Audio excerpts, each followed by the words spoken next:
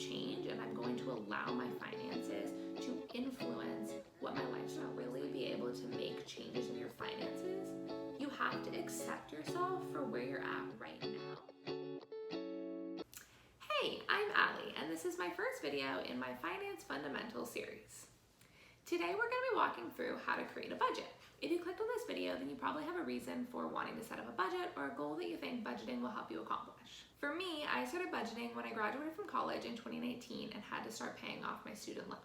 But I continued budgeting because I fell in love with the process of self-discovery through finance. The thing, I've always been a big numbers person. When we look at the numbers, we're forced to look at our lives through an unbiased lens, and that allows us to see the truth of our situation. Because at the end of the day, budgeting is so much more than just reaching a financial goal. Budgeting is about reflecting on our lives, coming to terms with who we are right now, and then working to build a better future for ourselves. So if that sounds like something that you want to do, then subscribe to My Money, My Purpose, like this video, and share it with your friends so that we can all begin to better ourselves together. So before we jump into creating a budget, I wanted to give you an overview of my financial history so that you can have an idea of where I'm coming from. So in this corner, I'm going to pop up my 2019 financials.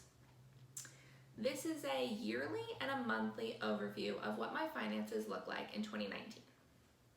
So as you can see, my yearly salary in 2019 was $60,000 base pay. And this was my first job out of college. What that looked like on a monthly basis was $3,473 per month, with about $90,000 in debt. So I had $80,000 in student loan debt.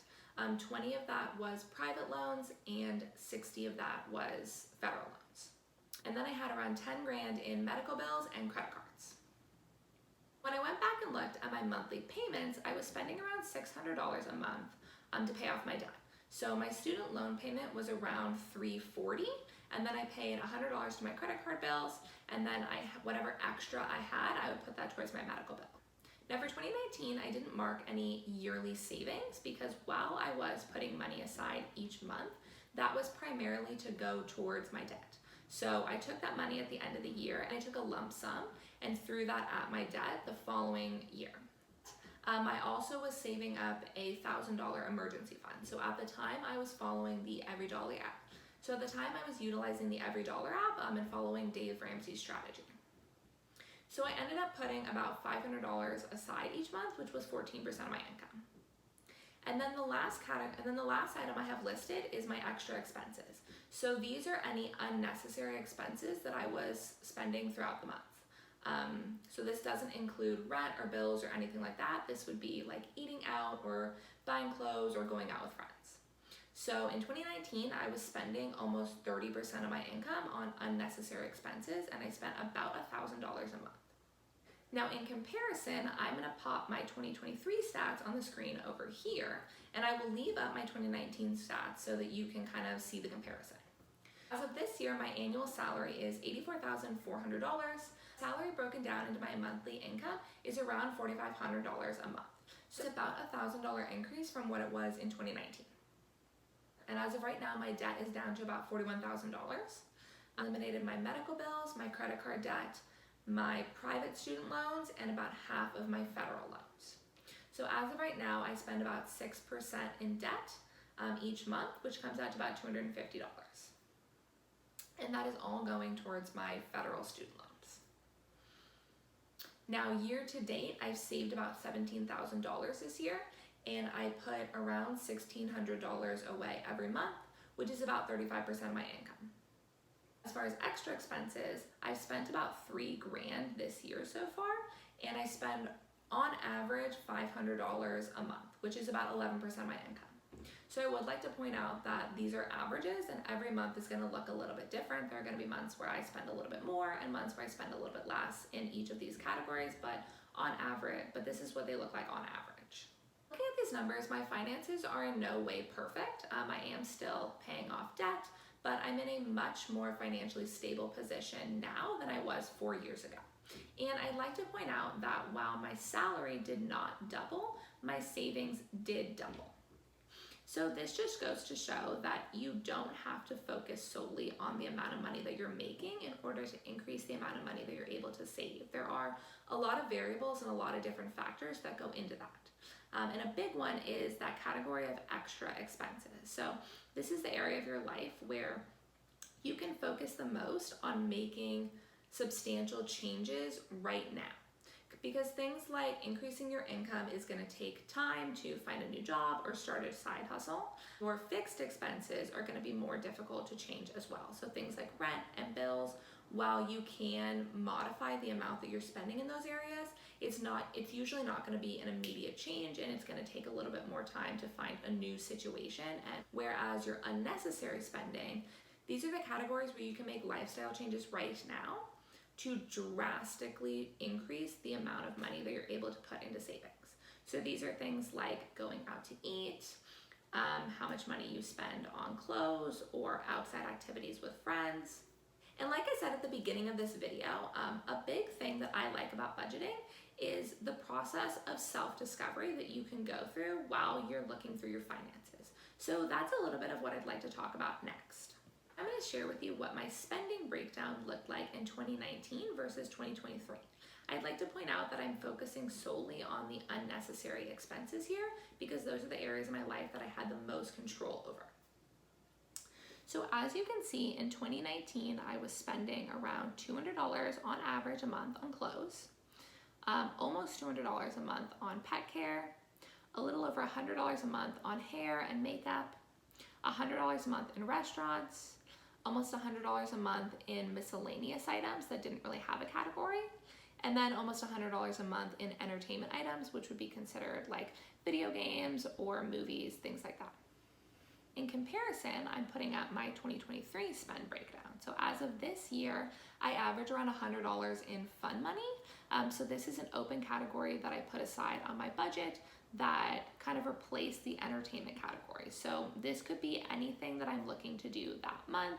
So this is money that I'm not formally budgeting and saying, okay, I'm going and doing this activity, but rather I'm setting aside a certain amount of money for whatever activities come up in the month that I don't want to say no to. I spend on average about $100 in clothing, a little under $100 in pet care. Now I also have a new category for subscriptions, and I spend about $60 in that. I spend around $50 a month in miscellaneous, and then $50 in gas, around $40 in restaurants, $20 in charity, and around $20 in hair and makeup supplies. Sharing this breakdown because this is the area of my budget that I focus the most intensely on to try to make an active change in my life. What I would recommend doing is once you're in the habit of actually budgeting out what you're spending each month, go through at the end of each month and actually analyze what your categories are and what you spent in each category and how you felt when you were spending that money. Did it make you feel joy or does it stress you out? If a purchase is bringing you joy, then it absolutely makes sense to continue spending in that area.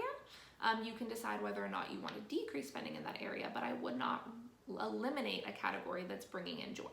However, if you notice that a category is actually causing you stress in your life, those are the categories that I would focus on making a lifestyle change, because you'll not only see an improvement in your finances, but you'll also see an improvement in your overall mood. So I think that was important to discuss before we actually get into budgeting, because you really need a why in order to stick with something. For me, that why is having the ability to make realistic changes in my life, because I have the numbers and the data in front of me that really do show me what my life looks like at this moment in time. And then I get to make a conscious decision of whether or not I want to continue down this path or I want to change directions. And I would highly recommend that if you're going to get into budgeting, that you approach it from the perspective of not just I have a single goal that I'd like to get into and I'm going to save for that specific thing, but this is a holistic life change, and I'm going to allow my finances to influence what my lifestyle looks like and what my future is going to look like.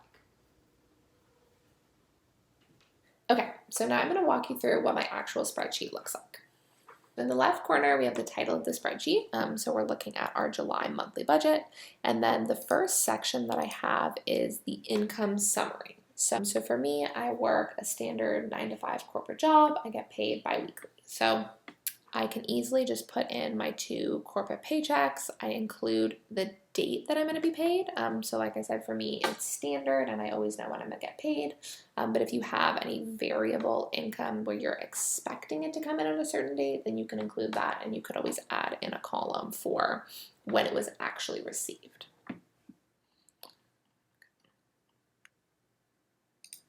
And the next section I have here is bills. So this is going to be anything like your rent, your water bill, your phone bill. I used to include the gym in here, but we recently cut that out. And I have only filled in the actual expenses that I help pay for.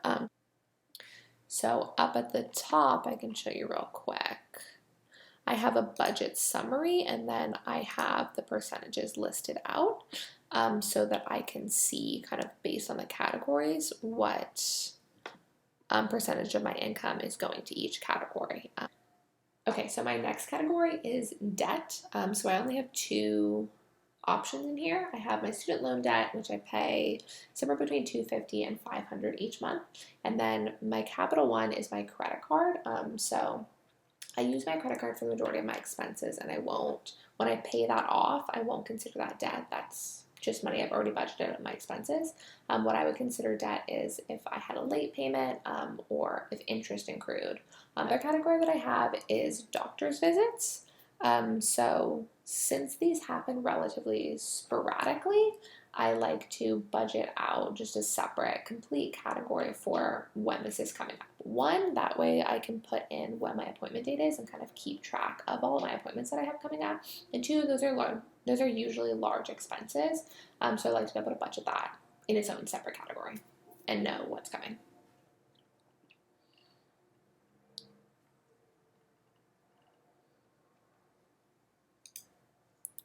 Okay, so then we'll go to my general expense summary. So like I was saying earlier, what you're going to want to do is categorize out all of your expenses. And then in my expense tracker is where I actually input each purchase that I make. So for the expense summary, what I'll do, rather than going through each individual category, I'll just kind of give like a brief overview. So first of all, the items that are in your category are not static. So you can change what your categories look like depending on what your habits are, right? So for instance, I still like to categorize out my restaurant section into a little bit more detail. So I would have restaurants, and that was considered anything that was like a sit-down restaurant. And then I would have fast food, and then I would have a separate category for coffee. So this was at a time when I was spending a little bit more at eating out, and I wanted to be able to see, okay, am I spending a lot of money specifically on going out to restaurants, or am I spending it at coffee shops, or am I spending it going and grabbing fast food randomly? I kind of got that spending under control. Then I kind of grouped it all back together as a restaurant single category. So that's what I mean by you can kind of switch it out as you go. You might start kind of generalized at first and then realize that there are certain categories that you need to get a little bit more detail in order to make sufficient changes, in which case feel free to just add in a category. The other thing is, so like I said before, when you're first starting your budget, you're going to want to base all of the budget numbers off of what, when you looked at last month, what that currently looked like, right? So what I mean by that is if you spent $300 for groceries last month, don't put a budget of $200, leave it at $300 because that's what you tend to spend. And by doing that, you're probably not going to go drastically over. But you're also not going to be setting yourself a goal that you're not going to reach, right? If you set it at half of what you normally spend and then you don't reach that, it's going to disincentivize you to want to continue going. Okay. And then I also have equations put in already. So for each of these categories, it's going to sum up everything that's in my expense tracker. I also have a couple graphs at the top, so this is kind of a spending breakdown to give me an idea of where am I at in comparison to that 50-20-30 rule. So that's 50% going to expense, 50% going to bills, 20% 20% going to savings and 30% going to expenses, I think. So yeah, that's pretty much everything in terms of what my budget template looks like and how I utilize it. If you guys have any questions, please let me know. So to end off this video, I wanted to provide some of the lessons that I have learned through my budgeting process. And the first thing that I want to talk about is that there is power in knowledge. It can seem very daunting and very overwhelming and very scary to sit down with your finances, and it can feel like you just want to put the blinders on and not acknowledge what's happening. But the reality is that you're bringing in and spending money regardless of whether or not you're aware of it, right? Whether you're looking at the numbers or not, process of money coming into your life and money leaving is happening. And I truly do believe that you are so much better off if you know what's going on. If you want to make changes and you really want to pursue a better lifestyle, then you have to acknowledge what's happening right now and what your life looks like today. Tracking the numbers is going to really help you be able to pinpoint exactly what your life looks like today. Because it is easy to paint a picture in our minds of what ideally our life is looking like. Reality can be drastically different from this rosy colored vision that we have in our mind. And breaking through that and acknowledging what the true situation is the first step in leading you towards the life that you want to build. The second thing that I learned is that my daily life truly is a reflection of my values. And part of my daily life is what I spend my money on. So while your money does not define you, and it does reflect the things that you place value in. If you are spending a lot of money in a certain category, you're putting value into that category. And you want to be able to look at your finances and say, yes, this is a true representation of how I feel on the inside. I'm not embarrassed for anyone to see my finances because I know that they truly do reflect who I am as an individual and what my interests are. And in 2019, I couldn't say that, right? I did not want to look at my finances. I didn't want to share that information with anybody because I didn't like the categories that I was spending my money on. And now I have no problem sharing my finances because I'm not embarrassed by things that I spend money on. The things that I spend money on bring me joy. And so at a place where you're looking at your finances and they're making you cringe, want to take steps to improve them because you want to align your life with your belief system. And the things that we're spending money on are reflections of what we're doing on a day-to-day basis. And what we're doing on a day-to-day basis should reflect our value system. And if it doesn't, then we need to make changes. Thirdly, you cannot budget based on a future ideal, right? So it can be very easy to say, I'm not going to budget based on what I'm spending money on right now, but rather I'm going to budget based on what I want to be spending money on. The problem with that is that you're not allowing yourself space to grow. There's nothing wrong with your current situation and the way that you handle your money. Regardless of whether or not you are good or bad at handling your money, there's nothing wrong with it. What you want to be able to do is take your starting point and then begin to build until you get to that future ideal. But throwing yourself into the deep end and saying, I'm going to do everything based on what my ideal situation is not really going to help you get there. It's only going to detour you when you don't reach those expectations that you're setting for yourself.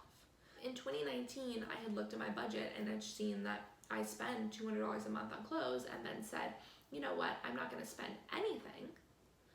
Then I've set an unrealistic goal for myself that when I consistently don't meet it, it's going to make me feel bad.